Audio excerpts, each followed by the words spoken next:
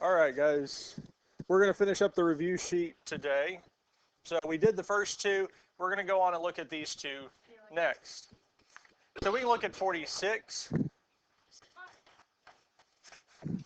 We're going to look at 46. So with any of solving radical equations, the first thing we really need to do is get the radical by itself. So looking at 46, the first thing we can do is subtract 27 from both sides. So it's 3 squared of 2x plus 7 is equal to negative 23.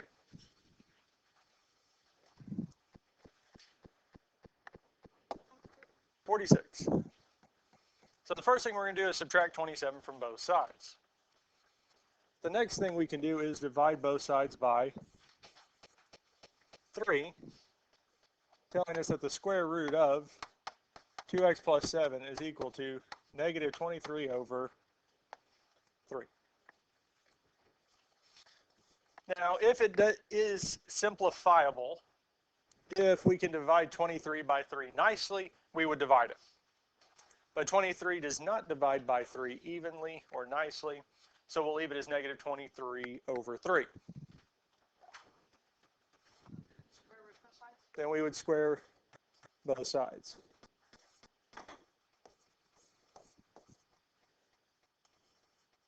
Telling us that 2x plus 7 is equal to the denominator, 3 squared is 9. 23 squared is 529.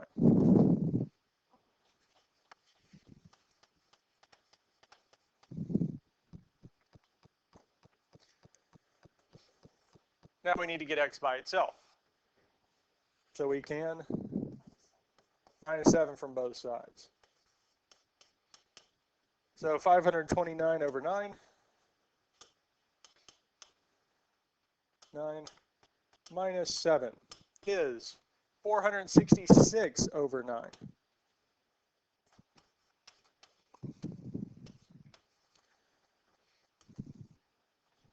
Yes.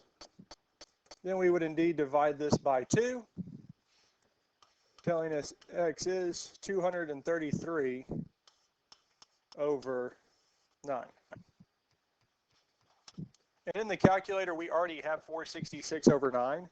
So what we could do is hit divide 2 and get our answer. Because A and S is just the previous answer that was given to us, which is 466 over 9. If we divide it by 2, we get 233 over 9. Questions on how we got this here? Now we can check this here, so 233 over 9. We can go back up to the top and plug it in. 3 square root of 2 times 233 over 9 plus 7 plus 27 is equal to 4. I wouldn't specifically write the check under 47 because we will do it next. Now at this point here, we can plug all this into the calculator. 3 second square root 2 parentheses 233 over 9 plus 7, and it was what, plus 27 is 50 equal to 4.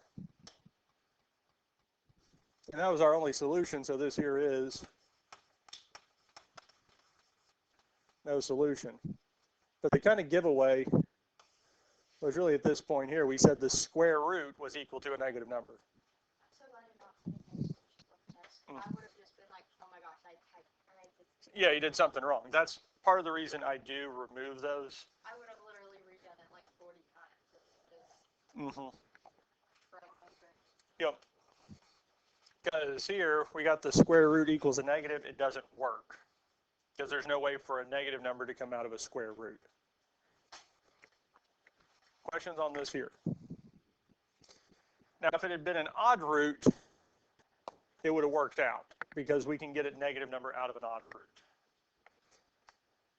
For 47, we need to get the radical by itself. Well, the radical is by itself, yes? So we take the nth power, or apply the nth power to both sides.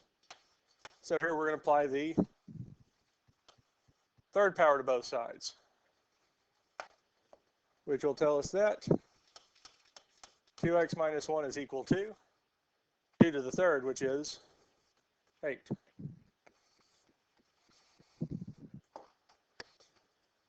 We have the radicals gone. Now we need to get x by itself. So the first thing we can do is add 1 to both sides, telling us that 2x is equal to 9. What would we do next? Divide both sides by 2, telling us x is equal to 9 halves. Because 9 does not divide by 2 evenly, we get this here. Now again, if it asks us to check, we can still check it. So the cubed root of 2 times 9 halves minus 1 is equal to 2. In the calculator, 3 cubed root of 2 times 9 halves minus 1 is 2.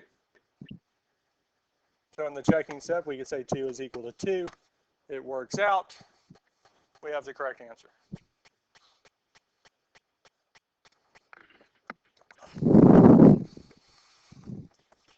Questions on this here?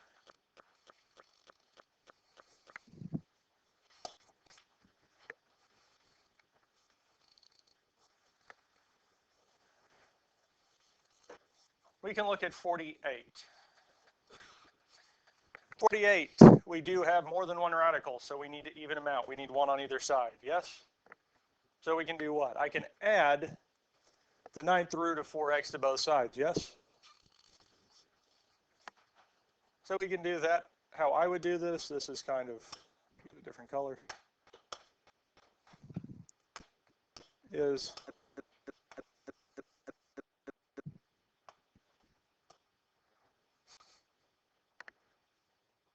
but because what we're doing is we're adding the 9th root of 4x to both sides, which tells me that I have the 9th root of 2x minus 1 is equal to the 9th root of 4x. Kind of, yeah, because essentially that's what we're doing, but we get to the same spot. Now at this point here, we can apply the 9th power to both sides. On the left-hand side, the 9th root and 9th power cancels, telling us that 2x minus 1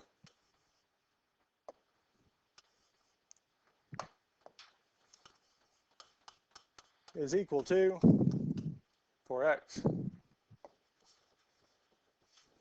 Now we need to get x by itself, so we can 2x from both sides, telling us that, well, apparently I'm going to scroll, that negative 1 is equal to 2x. And last but not least, we would divide by 2, telling us x is equal to negative 1/2. And then we'd plug it back in to check it.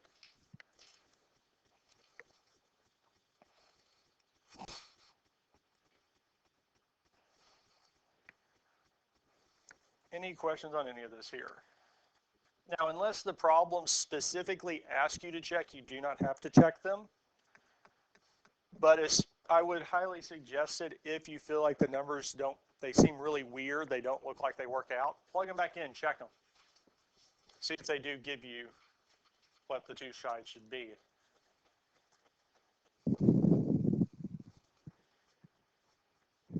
Any other questions on 48? Questions about 49? We good with 49? Now, 49 is not a no solution because since it is a cubed root, we can't actually get a negative from it. It does work. So you would just cube both sides and solve for x. So any questions on these here?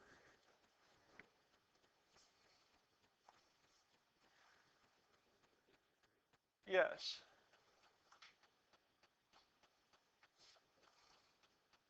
Actually, we won't have to do 53. For this one here, it was in previous tests, I did have that as the bonus, but I pulled it completely from this test. Yeah. There is a different bonus that is included on the test. It's just not dealing with that one.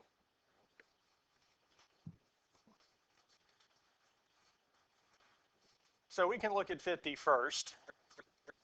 Now, the first thing we're going to do is square both sides. On the left-hand side, the square root and square will cancel, giving us 3 minus s is equal to, well, s minus 1 squared is the same as saying s minus 1, I just rewrote it as squared, s minus 1.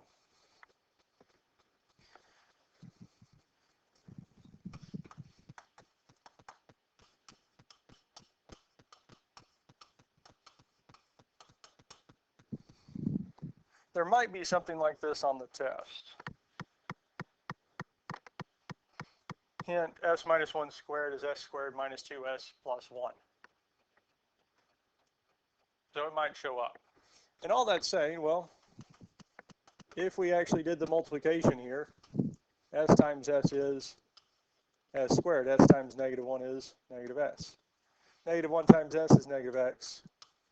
And negative 1 times negative 1 is plus 1.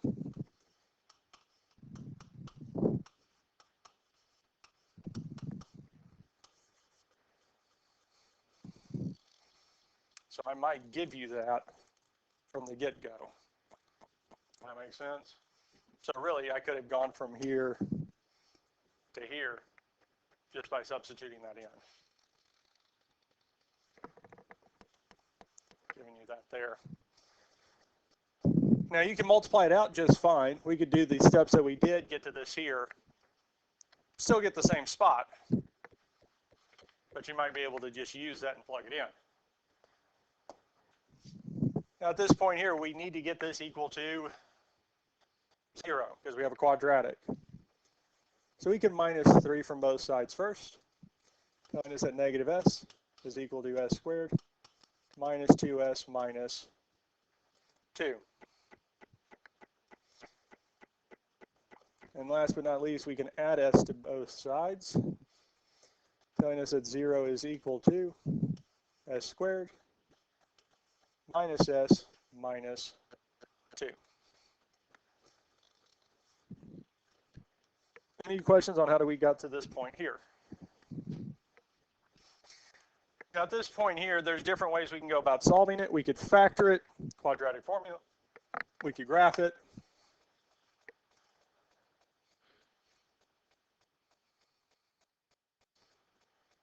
And we can type it in. Instead of using s, we can use x.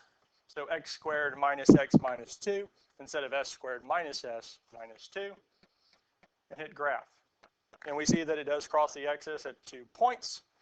And if we go second graph, we see one of those is 2 and the other is negative 1. So our two solutions are that s is equal to 2 and s is equal to negative 1. And again, this is going to be one that we definitely need to check our solutions. Any questions on this here before I scroll back up? Okay. So we're told s is equal to 2, s is equal to negative 1. I'll check 2 first. So we have the square root of 3 minus 2 is equal to 2 minus 1. And when you check these, check one side and then the other, one at a time. Because we can't do any operations when we're checking from side to side because we don't know for sure if they are equal at this point. We're just checking to see. So for the one side, we can say second square root of 3 minus 2 is 1. On the other side, 2 minus 1 is 1. It works. So 2 is a solution. We can check the other side. 3 minus negative 1 is equal to negative 1 minus 1.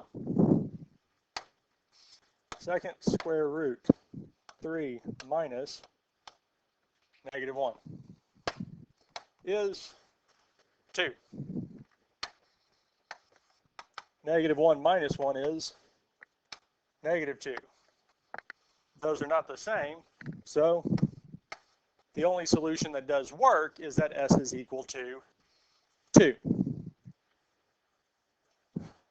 On the test, and any of these here, one of the giveaways that we do need to check it, that there's a chance of an extraneous solution, is if a variable is outside of the radical. If there's a variable outside of the radical, we're going to need to check them. Also on the test, it might say in probably all caps, check your answers. So, any other questions on number 50? Questions on 51?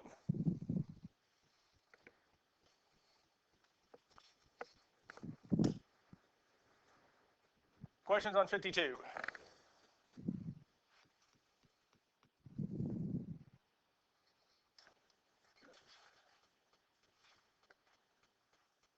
Okay. If there's no questions on 52, we don't have, 53 is not going to show up. There's not going to be one like it. So are we good with 52 and 53? Questions on 54 or 55? Questions on 54 or 55? Either one of those that y'all want to see. 55. Now the first thing we need to do is to get the radical by itself. So we can add 6 to both sides. Now that will give us the square root of negative 9 minus k. And negative 6 plus 6 is 0. Okay? Now we're going to put both sides to the nth power, because we do have the radical by itself. Now here the square root and square will cancel, telling us negative 9 minus k is equal to 0 times 0, which is,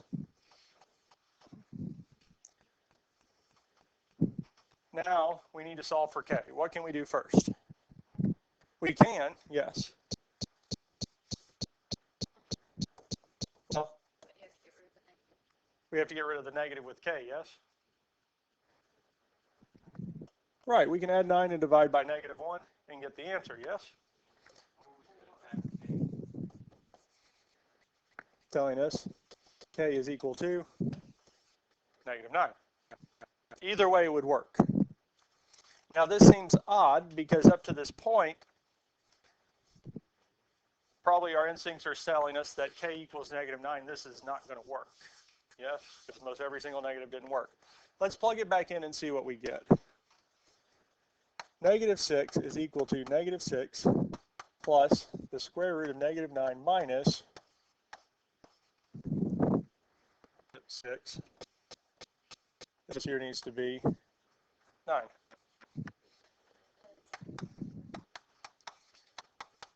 Inside here, the negative and negative is going to make a negative 9 plus 9 is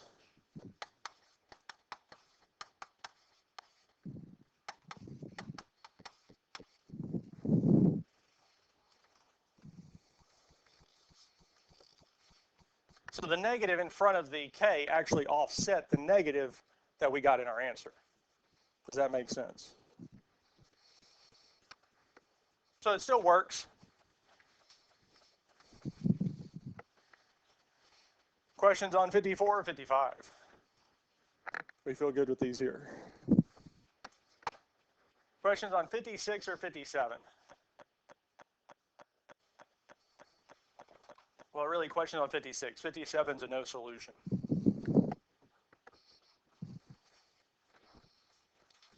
We good with 56? Huh?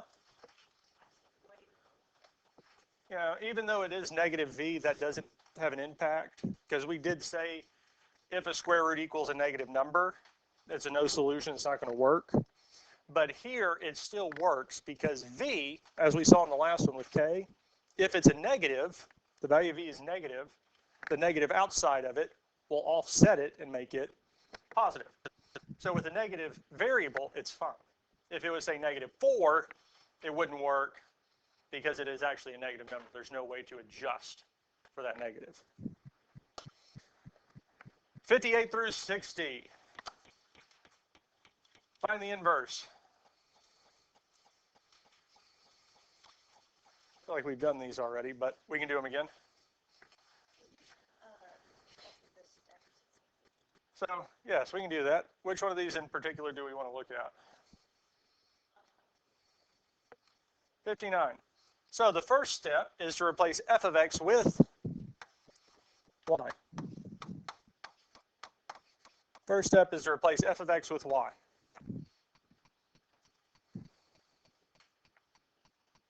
Step number 2 is to switch x and y.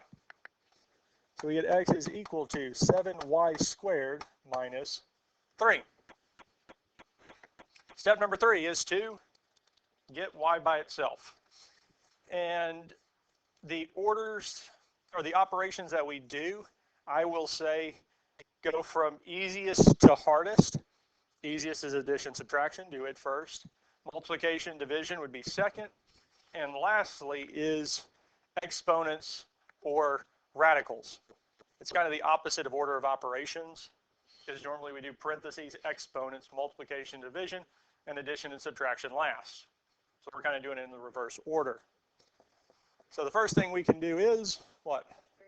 Add 3. Telling us that 7y squared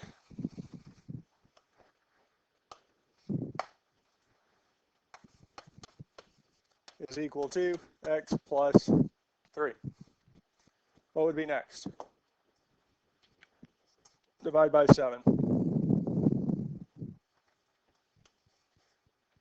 Telling us that y squared is equal to x plus 3 over 7. And then we would do what? Yes. So y is equal to,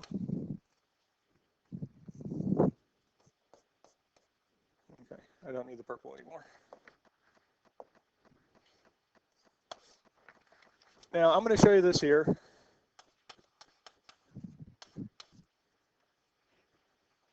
I've seen this a few times on the homework. Do not write it like this. And the reason I say that is because are we applying the radical to the numerator, denominator, or the whole thing? The whole thing, yes. The way this is written, it's showing that it's only applied to the numerator, not the whole thing. So just make sure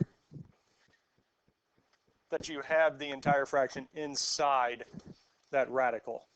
I'm not going to ask you to actually rationalize it so it is only the numerator. This is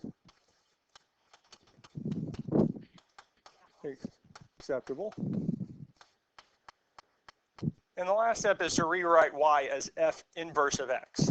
Now, we wouldn't always use f inverse because if the starting function was g of x, then we'd use g inverse of x. We would replace the f with g. Instead of having f here, we'd have g.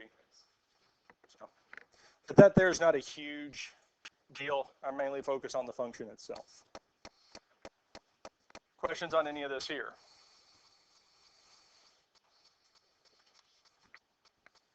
We feel good with this one here.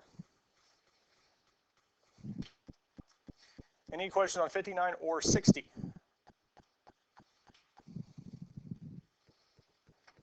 We feel good with finding the inverse.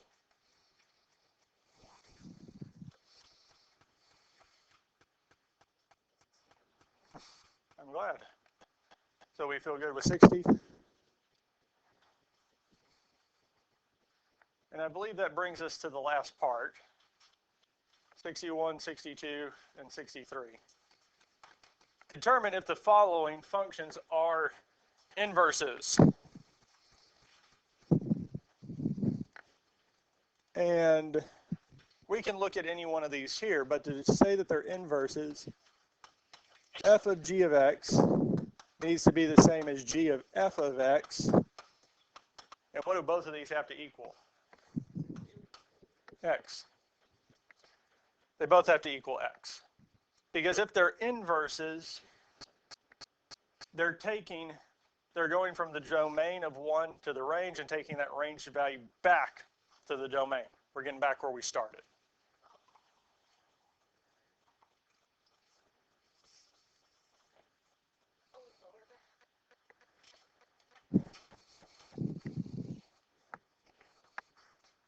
So we can look at this one here first. So we look at f of g of x. So the first thing we're going to do is plug x into g of x, which just gives us x minus 4 over 6. Now we're going to plug x minus 4 over 6 into f of x. So every place that there's an x in f of x is going to be replaced with x minus 4 over 6. So we have 6 times x minus 4 over 6 minus 4. If we multiply that fraction by 6, the numerator and denominator will cancel. The 6's will cancel, leaving us with x minus 4 minus 4, which is x, yes? Negative 4 minus 4 is? So we get x minus 8. Is that what we wanted? So are these going to be inverses? No, not. We don't even need to check g of f of x, because if one of them is not equal to x, it doesn't matter if the other one is. They both have to equal x. And I can't say for sure every time, because there might be one that would have one equal to x and the other not. But every one that I've come across where one of them wasn't x, the other wasn't either. So they're either both x or they're both not. I've not seen one that did give us x and the other gave us something like this here. Does that make sense? Yeah. Yeah. Most likely it's all, but I am not assured of that, so I'm not going to say it. You know, do we want to look at 62 or 63 next? 63. 63. So the first one we can look at is f of g of x. And the first thing we can do is plug g of x in, or plug x into g of x, which gives us 1/6 x plus 7. So we have f of 1/6 x plus 7. Now we can plug that into f of x. So for every place that there's an x, we're going to replace it with 1/6 x plus 7. And we have minus 42. Now at this point here, we'll distribute the 6. 6 times 1/6 is 1. So we have x. Plus 6 times 7 is 42. And 42 minus 42 is 0, leaving us with just x. Okay.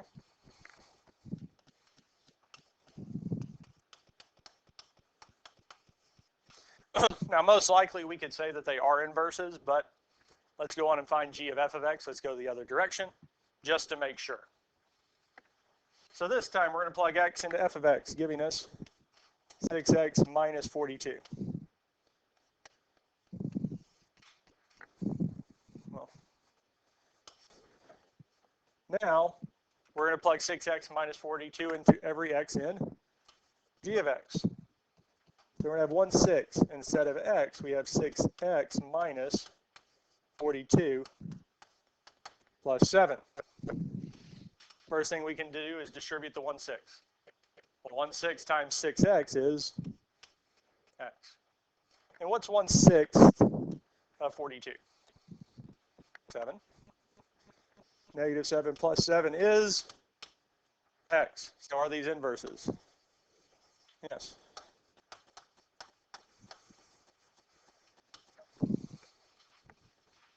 And that's it.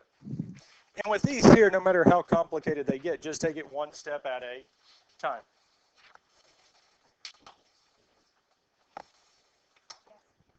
Any questions on any other part of the review?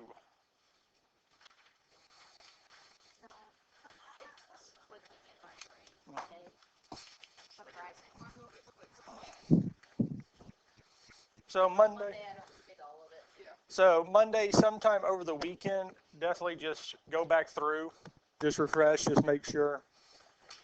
Like reminder notes as I could, so I would know not to forget stuff. Of